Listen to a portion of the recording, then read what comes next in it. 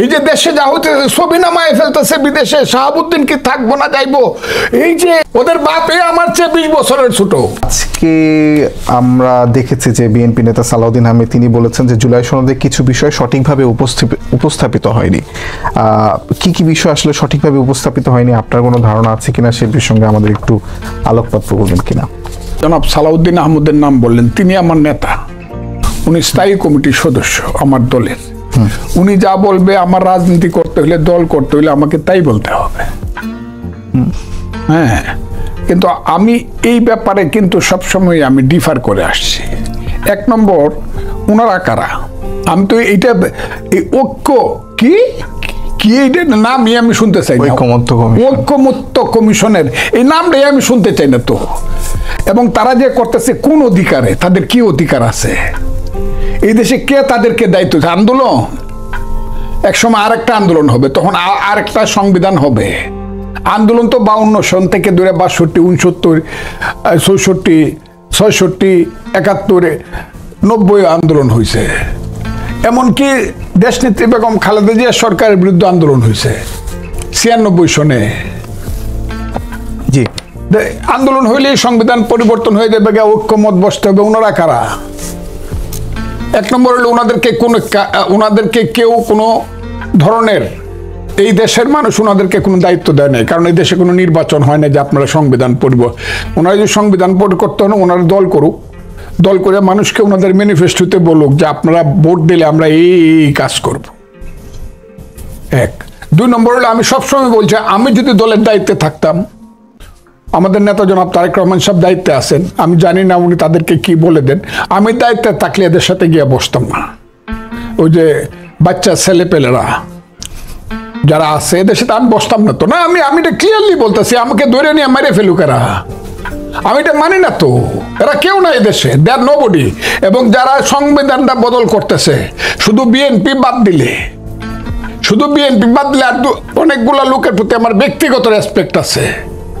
দল হিসাবে তারা তো কেউ না, এরা তো কেউ জামানত বাঁচাইতে পারবে না মার্কা না পাইলে। কিন্তু আমি যে ফজলুর রহমান কথা বলতেছি, আমি শুধু বাম হাত করলেও কিন্তু আমার জামানত না, শুধু আমাকে ফেল করাইতে কঠিন হবে। এবং এটা আব্দুল হামিদ এবং শেখ হাসিনার চেষ্টা করে দেখছে ফজলুরে ফেল করাইতে কত কষ্ট হয়। আমি ইলেকশনের লুবে লাভে কোনো কথা বলতে, এই যে সংস্কার এগুলো কিন্তু আমি মানে দেয়ার নবডি। কারণ আলী সাহেব একজন বিদেশি নাগরিক, হইতে পারে সে বাঙালি, কিন্তু উনি 40 বছর যাবৎ মার্কিন নাগরিকত্ব সাইরা উনি বসুক, আমি তার কথা মানবো। আর উনি কেন ডাকবে? আমি হইলে, দলের নেতা হইলে আমি নাও যাইতে পারতাম, অথবা আমি কন্ডিশন দিতাম, এরা বসলে আমি যাবো না, আমার সাথে আপনি 1-to-1 আলোচনা করেন। কিন্তু আপনি যাদেরকে বাচ্চা ছেলে পেলে বলছেন, ওনারা কে এটা জিজ্ঞেস করছেন, তারা তো আসলে অভ্যুত্থানে নেতৃত্ব দিয়েছে শেখ হাসিনার যে ফ্যাসিস্ট সরকার। কিসে নেতৃত্ব দিয়েছে? এরা নেতৃত্ব দিয়েছে, এদেরকে নেতৃত্ব দেওয়ানো হয়েছে। এই যে সিরাজউদ্দৌলা নাটক হয়, সিনেমা হয়, আমি দেখছি, আমি 65-66 সিরাজউদ্দৌলা সিনেমাতে অভিনয় করছে সিরাজউদ্দৌলা আর আনোয়ার হোসেন। মানুষ মনে করছে এই লোকটাই সিরাজউদ্দৌলা, কিন্তু আনোয়ার হোসেন কি সিরাজউদ্দৌলা? উনি সিরাজউদ্দৌলার অভিনয় করছে। এই ছেলেপেলেরা জামাতের অভিনয় করছে। জামাত তৈলেও এখানে মূলত ভ্যানগার্ড, তারা বলতেছে, আমি বলি না তো, শিবির বলতেছে জামাত, তারা ছিল ভ্যানগার্ড, আর এরা এখানে অভিনয় করছে। এদেরকে অনেক প্রচেষ্টায়, অনেক সংগোপনে, কোনো একটা, ওই যে মিটিকুলাস, ইংরেজি তো আমি কইতে পারি না, আমার ভাই বেশি কইতে পারবো, ওই যে প্ল্যানিংটা বাস্তবায়ন করার জন্য ডিজাইন এদেরকে সৃষ্টি করা হয়েছে। এরা হলো নাটকের অভিনেতা। আমরা তো দেখছি যে আসলে আপনি যাদেরকে বলছেন যে জামায়াত তাদেরকে ব্যবহার করেছে, কিন্তু তাদের সঙ্গে তো আসলে শিবিরের অনেক ধরনের দূরত্ব দেখছি, কথা কাটাকাটি দেখছি। এটা তো পরের ব্যাপার, এখন তো স্বার্থের ব্যাপার আসছে। এখন তো রাষ্ট্রতে কে হইব প্রধানমন্ত্রী, কারণ ইউনূস সাহেব 22 বছর 23 বছর ছেলের মাথায় হাত দিয়া বলতেছে, ইউনূস সাহেব না, ইউনূস সাহেবের ওই যে কি নাম, প্রেস সেক্রেটারি, এই তুমি হইবা বাংলার প্রধানমন্ত্রী। কারণ এরা হয়েছে, এই 3টা জেনারেশন তো ইউনূস সাহেব নষ্ট করে দিছে। 9, 10, 11, 12, 13, 14, 9, 10 IAP first year second year, BA first year second year নষ্ট করে এরা সবাই এখন প্রধানমন্ত্রী হইতে চায় এবং এমপি হইতে চায়। দেশ তো ধ্বংস হয়ে গেছে, কোনো লেখা নাই, পড়া নাই, সারা দিন ভাত খাইতে পারি না, রাত্রে ঘুমাইতে পারি না, এই যে দেশে যা হইতেছে ছবি নামায় ফেলতেছে বিদেশে, শাহাবুদ্দিন কি থাকবো না যাইবো, এই যে এখানে জরুরি আইন হয়ে যেতেছে, এই ধরনের একটা দেশ কি পৃথিবীতে কোথাও আছে? আমরা কি ইউনূস সাহেবকে আর ওই যে ছেলেরা খালি নেতৃত্ব দিছে, ওই 500 ছেলে যা করছে আমি আমার এই ঠোঁটটা দিয়ে তা করছি হাসিনার বিরুদ্ধে, 500 জেলে যা করছে আমি এখন এর দাবি করব? আমি আমার বক্তব্য দিয়ে শেখ হাসিনার সমস্ত এই যে ফ্রান্স বিপ্লবে যারা বিপ্লব করছে তো করছে, এত হিরো, কিন্তু রুশো ভল্টিয়াররা কি ফালাই দিবেন? ফিলোসফি যারা দেয় তাদেরকে ফেলে দিবেন? ফজলুর রহমান এই দেশে হাসিনাকে কেন ফেলতে হবে? কিভাবে বক্তব্য যখন 28 অক্টোবর 2023 সনে যখন বিএনপির 10 লাখ লোকের মিটিং 10 মিনিটে ভেঙে দিল, সব যখন জেলখানায় অনেকেই চলে গেল, অনেকেই পালায় গেল, লাখ লাখ কর্মী যখন জীবনের ঝুঁকি নিয়ে যখন আসামি হয়ে গেল, আমি ফজলুর রহমান প্রতিদিন শেখ হাসিনার বিরুদ্ধে কথা বলছি, স্ত্রীকে বলছি তুমি বিধবা হইবা, ছেলেদেরকে বলছি তোমরা এতিম হবা, কিন্তু আমি ঘর থেকে পালাবো না। কিন্তু সেই সময় যে আমার মনে যে শক্তি সাহস ছিল যে অন্তত যদিও স্ত্রীকে আমি বলছি তুমি বিধবা হইবা, এইটা আমার মনে হয়েছিল যে শেখ হাসিনা সরকার অন্তত আমার মতো লোককে, একজন সিনিয়র উকিলকে সে হত্যা করবে না। কিন্তু এখন আমার প্রতি মুহূর্তে মনে হয় সরকারের পক্ষ থেকে এবং এই ছেলেদের পক্ষ থেকে এবং জামাত এবং শিবিরের পক্ষ থেকে এবং ওই যে ইউটিউবার বৈশা থাকে ফ্রান্সে, তার পাশে বসে একজন বলছে ফজলুর রহমানকে হত্যা করা এখন ফরজ হয়ে গেছে, আর ছেলেরা বলছে তার উপরে মব জাস্টিস চলবে। মব জাস্টিস মানে আমার মৃত্যু। তো এইটা কিন্তু তখন ছিল না শেখ হাসিনার আমলে, কিন্তু আমি মনে করছি না আমাকে আমি মনে করছি আমাকে জেলখানায় নিয়ে যাবে, কোনদিন বেল দিবে না, ঠিক আছে, কিন্তু এরা কিন্তু আমাকে মেরে ফেলতে চাচ্ছে। শেখ হাসিনার আমলে কিন্তু অনেক খারাপ কাজ হয়েছে। ইলেকশন করে নাই 14 সনে, 18 সনে, 24 সনে ইলেকশন করে নাই।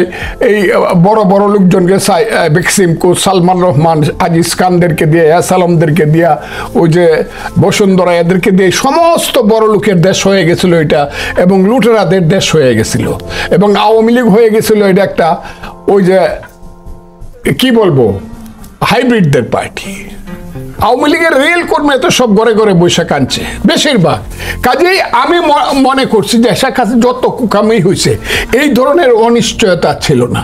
শেখ হাসিনা ফ্যাসিস্ট বলেন আর ডিক্টেটর বলেন, প্রত্যেক জায়গাতে একটা করে নেতা ছিল। উপজেলাতে ইউনিয়নে আপনি ঠেকছেন, যে দলেরই হন আপনি গিয়ে তার নেতার কাছে বলতে পারছেন। থানাতে আপনি ঠেকছেন, উপজেলা চেয়ারম্যানের কাছে বলতে পারছেন। এমপি না ইলেকশন হয় নাই, তার কাছে গিয়ে বিচার দিতে পারছেন। এবং হাইকোর্ট, সুপ্রিম কোর্ট এখনকার চেয়ে শেখ হাসিনার আমলে ভালো ছিল, আমি চ্যালেঞ্জ করলাম। হাইকোর্ট, সুপ্রিম কোর্টের সমস্ত বিচার বিভাগ রাজনৈতিক ব্যাপারে এখনকার চেয়ে অনেক বেশি ভালো ছিল। এখন দেশ, আমি আপনাকে খুব ক্লিয়ারলি কথাটা বলি, আমি ওই যে জিজ্ঞাসেন যে জুলাই সনদ, আর জুলাই সনদ আমার জিজ্ঞাইবেন না, আমি এটা মানি না। যদি তারা করে করুক, আমার দল যদি সমর্থন দেয় দেখ, আমি মনে মনে চিন্তা করব যে দেখি আমি কি করতে পারি। অসংখ্য ধন্যবাদ।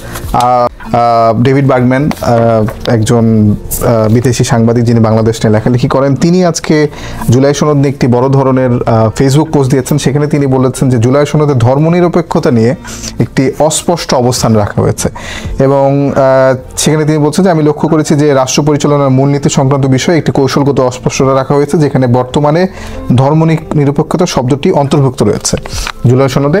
আবার সনদের 7 নং অনুচ্ছেদে প্রস্তাব করা হয়েছে যেটা সংবিধানের রাষ্ট্র পরিচালনার মূলনীতি অংশে সাম্য, মানবিক মর্যাদা, সামাজিক ন্যায় বিচার, গণতন্ত্র এবং ধর্মীয় স্বাধীনতা ও সম্প্রীতি অন্তর্ভুক্ত থাকবে।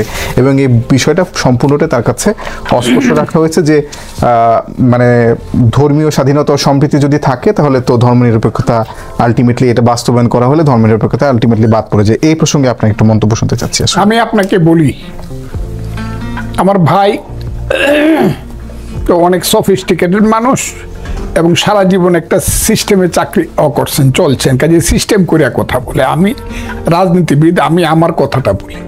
আমার 1 নম্বর কথা হলো আমি মুক্তিযোদ্ধা। ওদেরকে জানাই দিতেছি যারা এখানে বসে, শুধু ইউনূস সাহেব ছাড়া যারা বসে কেউ বয়সে আমার চেয়ে বড় না, আমি তাদেরকে জানাই দিতেছি আমি কিন্তু মুক্তিযোদ্ধা। আমার বয়স কিন্তু 78 বছর। আমি ফজলুর রহমান, যুদ্ধ করে দেশ যারা স্বাধীন করছে আমি তাদের মধ্যে একজন না, শুধু যেখান থেকে যুদ্ধটা শুরু হয়েছে সেখানে আমি ছিলাম। আমি সিরাজুল আলম খানের একজন কর্মী। কথাটা খুব ক্লিয়ার। আমি শাহজাহান সিরাজের রুমমেট, 116 নম্বর ইকবাল হল। পতাকা কই থেকে হয়েছে, জাতীয় সঙ্গীত কই থেকে হয়েছে, কে পতাকা উড়াবে, পল্টন ময়দানে কি হবে, সব কিন্তু আমি জানি। আমি সিরাজুল আলম খানের ওই দরজার বাইরে দাঁড়ায় থাকা কর্মী। উনি ডাক দিছে, আমি খুব খুশি, এই ফজলু করে দৌড়ায় আসছে। কিন্তু আমি কিন্তু সেদিন 69, 70, 71 যারা আজকে এইগুলো করছে তারা দেওয়ার নবডি। ইউনুস সাহেব জীবনে কোনোদিন শহীদ মিনারে যায় নাই, জীবনে কোনোদিন ইউনুস সাহেব মানে ফুল দিতে যায় নাই। ওই যে এটাকে কি বলে, স্মৃতিসৌধ, জাতীয় স্মৃতিসৌধে কোনোদিন মিছিল করে নাই। কাজে আমি একটা কথা খুব বলি, মুক্তিযুদ্ধের বিরুদ্ধে গণতন্ত্র, সমাজতন্ত্র, ধর্মনিরপেক্ষতা, জাতীয়তাবাদ, এই 4টা মূলনীতি থাকতে হবে। তাদের এই 4টার সঙ্গে সংশ্লিষ্ট আরো কয়েকটা হইতে পারে, কিন্তু কোনোটাই 4টার সঙ্গে সাংঘর্ষিক হবে না। যদি করে তারা করতে পারে, আজকে তাদের ক্ষমতা আছে। আমাকে যদি না মেরে ফেলে, আমি কারো শক্তিতে বলতেছি না। আমি যেহেতু আল্লাহ বিশ্বাস করি, আল্লাহর শক্তিতে, এবং আল্লাহর যে শ্রেষ্ঠ সম্পদ আশরাফুল মখলুকাদের শক্তিতে আমি বলতেছি, সংবিধান পরিবর্তন করে কোনো ধরনের করলে পরে এটার বিরুদ্ধে কিন্তু আমি দাঁড়াবই। আমি কথাটা খুব কয়ে দিলাম, ক্লিয়ার। সংবিধান পরিবর্তন করলে আমি দাঁড়াবো, মুক্তিযোদ্ধারা দাঁড়াবে। যারা মুক্তি এবং মুক্তিযোদ্ধাদের সন্তান যদি কেউ হয়ে থাকে, আমার রক্তে যদি কেউ জন্মগ্রহণ করে থাকে, সেও কিন্তু দাঁড়াবে যে মুক্তিযুদ্ধের যে চার নীতি, এটার বাইরে আমরা মানি না। পরে তোমরা লাগাইলো যাতে সাংঘর্ষিক না হোক, এটা খুব ক্লিয়ার। আমার কাছে খুব অপমানজনক মনে হয় ওনারা এই দেশটাকে অপমান করতেছেন, এই দেশের মানুষকে, মুক্তিযুদ্ধকে ওনারা অপমান করতেছেন। আর ওনারা যদি সংবিধান, যদি আমি ওনার সঙ্গে সম্পূর্ণ একমত, যে কাজটা করলে সংবিধান পরিবর্তন করতে হবে না সেই কাজগুলো আপনারা করেন, বাধা দিতেছে না। এইটুক তো আপনারা পাবেন। আপনারা তো কিছুই করেন নাই। কে, কোন উপদেষ্টা রাজপথে নেমে মিছিল করছেন? হ্যাঁ, একজন আছে, শিক্ষক ছিলেন তিনি, তার নাম হইল আসিফ নজরুল। হ্যাঁ আছে, আরো 2-1জন আছে, এই ছেলেরা আছে। কিন্তু কোন উপদেষ্টা ছিলেন? ওই আলিরাজ ছিলেন? কেউ ছিলেন? আপনারা এসে সবকিছু করে ফেলবেন। আমি খুব ক্লিয়ারলি বলতেছি, সংবিধান পরিবর্তন করতে হয় এমন কোন জিনিস পার্লামেন্টে অনুমতি ছাড়া, নেক্সট পার্লামেন্টে অনুমতি ছাড়া হবে না। হ্যাঁ, তো বলবেন তো এগুলো কোনদিন হবে না? হবে। তবে সবাইকে বলতে হবে, চলেন আমরা যেগুলা ঐক্যমত আছে এইগুলো আমরা পাশ করাই দেবো। যেমন শাহাবুদ্দিন সাহেবের সময়ে ছিল এটা। জনাব ফজলুর রহমান, আমি মাঝখানে একটা প্রশ্ন করে রাখি, যে সেটি আপনি বলছেন যে মুক্তিযুদ্ধের উপর নির্মিত সংবিধান কোনোভাবে পরিবর্তন করলে আপনি দাঁড়াবেন, কিন্তু ওনারা, আমি দাঁড়াবো মানে কি, প্রতিবাদ করব, এবং আমি এটার সঙ্গে কিছুতেই থাকবো না। এবং যারা তরুণরা আছেন, আমরা দেখছি যে বারবারই তারা বলছেন যে এই সংবিধান আসলে মুজিববাদী সংবিধান, এবং সংবিধানের যে মূলনীতি সেটা হচ্ছে সংখ্যা হলো 5%, 95% তরুণ মুক্তিযুদ্ধের সাথে। 17 কোটি 18 কোটি মানুষের মধ্যে 17 কোটি 75 লাখ মানুষ মুক্তি, এটা আমি প্রমাণ করবে তো এদেশের মানুষ। It will be proof. যদি না হয় মনে করবো আমার জন্ম মিথ্যা। আমি একটু স্পষ্ট যে আপনি কি মনে করেন এটা মুজিববাদী? এই ছেলেরা যে কোথায় মুজিববাদী, এরা কি বুঝে মুজিববাদের? এদের জন্ম 98 সনে, এরা কি বুঝে, এরা কি জানে? What they know? এরা যদি সেই রকম ছেলে হইতো, এরা যদি ছাত্র নেতা সেই 52-এর বরকত সালাম জব্বার হইতো, এরা যদি 62-র শাহ মুয়াজ্জে, মুবাইদুর রহমান, রাশেদ খান মেনন, আইয়ুব রেজা চৌধুরী, আব্দুর রাজ্জাক, সিরাজুল আলম খান হইতো, এরা যদি 69-এর তুফাইল আহমদ, সাইফুদ্দিন মানিক, আব্দুর রৌফ, খালেদ মোহাম্মদ আলী হইতো, এরা যদি মুক্তিযুদ্ধের নূরে আলম সিদ্দিকী, শাহজাহান সিরাজ, আসম রব, আব্দুল কুদ্দুস মাখন হইতো, এরা পট করে দৌড়ায় কি গদিতে বসে যেত? যে ছেলের একটা টাকা ছিল না, 10 টাকা নিয়ে যে ছাত্রলীগের প্রেসিডেন্ট সাদ্দামের কাছ থেকে ভাত খাইতো সূর্য সেন হলে, এখন তার 1000 কোটি টাকা। আমার এই ছেলেদের কথা মানতে হবে যে তাদের সাথে সব, তারা বুট করে যদি মেম্বারের বুট পায়, আমি রাজনীতি করবো না কোনোদিন। আমি লেখেন আপনি, একটা মেম্বারের ভোট লাগে তো 3000, কোন সেন্টারে যদি তারা 3000 ভোট পায়, কোনোদিন আমি রাজনীতি করবো না তাদের দলের নামে। এইটা দেশটার একটা ওয়ারান রাজত্ব পাইছে, এখানে সব মানুষ হয়ে গেছে। আমরা ছেলে পেলে আইসা এখানে মাথার উপরে, ওই যে আমাদের দেশে কয় ফুলার মতো আচার খাইছি আমরা। এদের কথাই আমার চলতে হবে। ভোট করে দেখা কত ভোট পাস, একটা ছেলে পাস করে আয় দেখি। তোরা তো আমার সন্তানের চেয়ে ছোট, একটা ছেলে কোন জায়গার থেকে, মুরাদনগর থেকে, দেবিদ্দার থেকে, কোথেকে পাস করে আসবেন? ওই যে ওইটারে কয় শাহরাস্তি আর হাজীগঞ্জ থেকে, ওই যে বড় বড় মহান নেতারা যারা বীর শ্রেষ্ঠ হতে চায়, 2500 ভোট পায় দেখাও। এরপরে বলো সংবিধান পরিবর্তন করবা।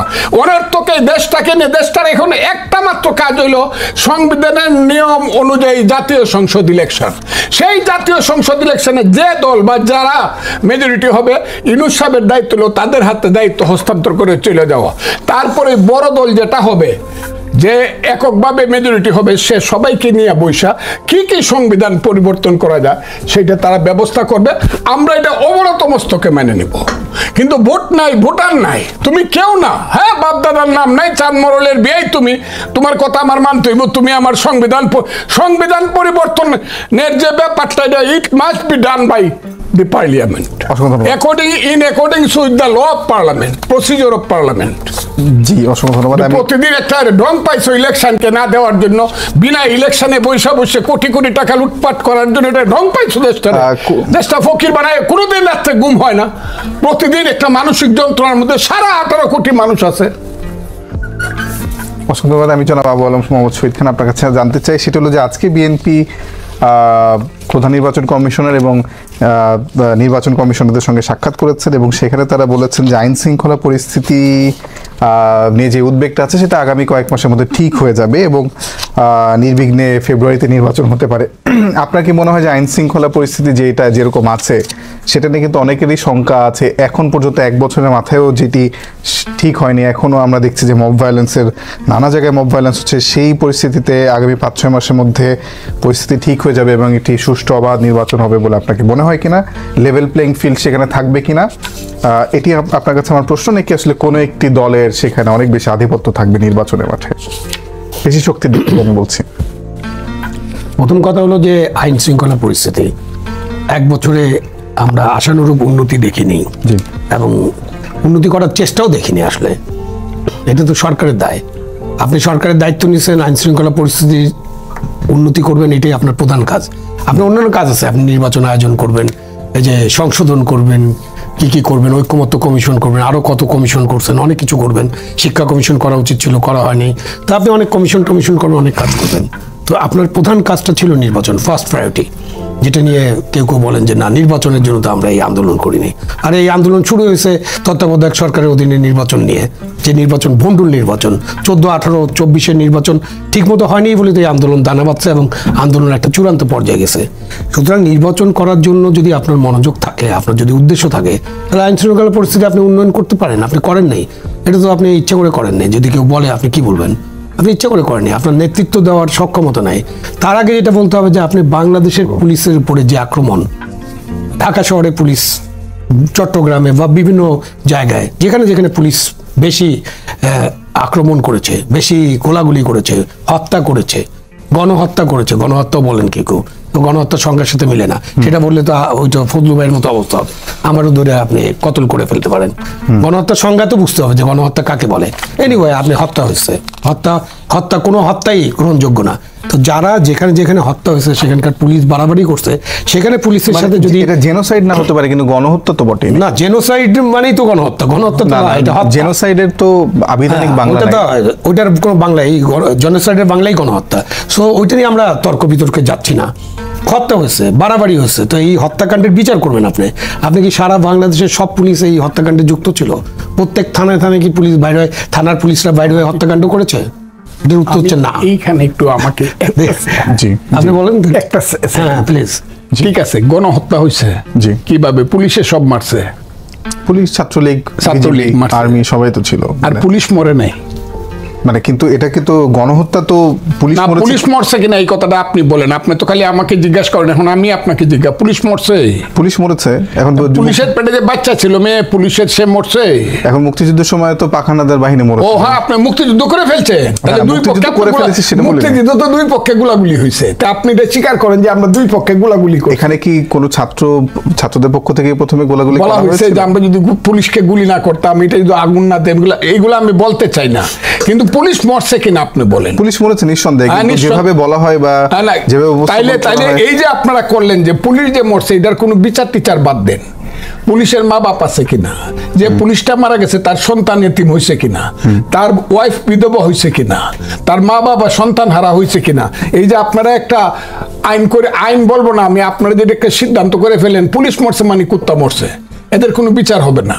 একদিন যাই একজন স্বরাষ্ট্রমন্ত্রী গিয়া তার যে একটা পুলিশ মারা গেছে এসআই বা এএসআই বা সিপাই, তার বাড়িতে গিয়ে কেউ কোনোদিন বলছে মা গো বা বোন গো তোমার সন্তান মারা গেছে, যেভাবেই মারা যাক আমরা তোমাদেরকে রাষ্ট্রীয়ভাবে দেখবো বলছে? বলেন। তাহলে পুলিশ কেমনে দাঁড়াবে ভোটের জন্য? সে পুলিশ তো মনে করেন মরলে তো আমার কুত্তা মরা হইব, আমি কেন যাবো এটার মধ্যে? এই যে পুলিশ যায় না আগায়া, কেন যায় না? সে জানে সে মরলে তার কোনো বিচার হবে না। আমি সেখানে ছিলাম যে আপনি যে নগরে বা যে কোনো জায়গায় যেখানে এই হত্যাকাণ্ড হয়েছে সেটার আপনি বিচার করেন, সেখানে আপনার ক্ষুব্ধতা থাকতে পারে এবং ক্ষুব্ধ মানুষ সেখানে পুলিশের উপর আক্রমণ করতে পারে এবং এই ঘটনা ঘটতে পারে, মানে এই ঘটনা একটা অভ্যুত্থানের মধ্যে এরকম ঘটনা ঘটতে পারে। তারপরেও সেগুলো বিচারের আওতায় আনতে হবে বা সেগুলোর ব্যাপারে তদন্ত করতে হবে। সেটা আপনি করার মানে ওটা বন্ধ করে রেখেছেন, কোনো মামলা মকদ্দমা করেন নাই। কিন্তু আপনি দেশের 450 পুলিশ স্টেশন আগুন দিবেন, সবখান থেকে অস্ত্র লুট করবেন, এটা হলো মেডিকুলাস ডিজাইনের অংশ কিনা, এটা একটা প্রশ্ন এবং এই প্রশ্নের জবাব খুঁজতে হবে। 450 স্টেশন থেকে কি অস্ত্র লুট হয়েছে? সব 8,000 every police station is looted and guarded. আমি বললাম এটা সরকারের হিসাব, এবং সরকার এখন পর্যন্ত 1/3 অস্ত্র উদ্ধার করতে পারে নাই। আপনি অন্যখানে আপনি কারা করছে এটা কি আন্দোলনকারীরা তো করে নাই? এইরা আন্দোলনের মধ্যে ঢুকে থাকা দুষ্কৃতিকারীরা অথবা মেডিকুলাস ডিজাইনের যারা পার্টনার ছিল, যারা মেডিকুলাস ডিজাইনটা করছে তারা করছে। কেন করছে? যাতে পুলিশ বাহিনীকে পুরোপুরি পঙ্গু করে দেওয়া যায়। আপনি তো আইন শৃঙ্খলা পরিস্থিতির প্রশ্ন নিয়ে আলোচনা করছেন, তাহলে তো আলোচনাটা ওখানে আসতে হবে। তাহলে পুরো পুলিশ বাহিনীকে আমরা 5ই আগস্টের পরে পঙ্গু করে দিলাম। এই মেটিকুলাস ডিজাইনটাকে আসলে আমরা ওয়াশিংটনে গিয়ে মানে ওইটা পরের প্রশ্ন। আমি আপনার প্রশ্ন উত্তর দিব। বলার আগে কি আমরা এটা বুঝতাম যে মেটিকুলাস ডিজাইন হয়েছে? না না, আমি শেষ করি, ওটা তো আপনি প্রশ্ন রাখছেন, আমি ওটার উত্তর দিব।